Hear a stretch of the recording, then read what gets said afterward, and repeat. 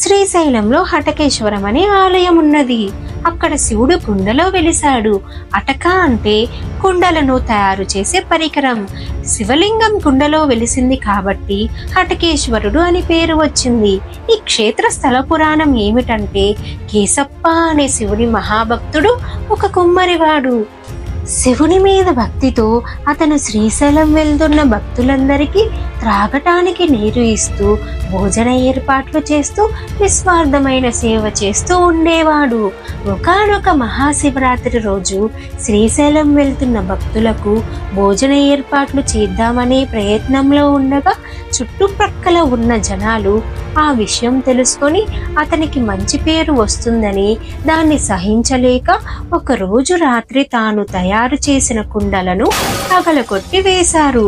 తర్వాత రోజు పగిలిపోయిన కుండలను చూసి భక్తులకు సహాయం చేద్దాము అనుకున్న తన యొక్క సంకల్పం నెరవేరలేదని అక్కడ ఉన్న చెట్టుకు తన తలను కొట్టుకున్నాడు.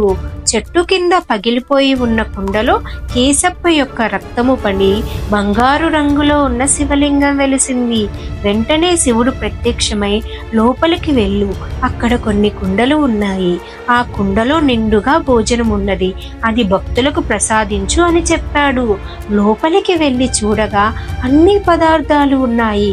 దానిని యాత్రికులకు సంపూర్ణంగా కడుపు నిండా వడ్డిచ్చాడు కేశప్ప.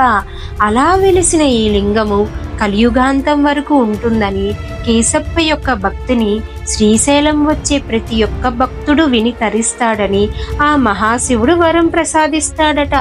ఇటువంటి అద్భుత శివలింగమును హటకేశ్వరంలో నేటికి మనం చూడవచ్చు. హర హర మహాదేవ్.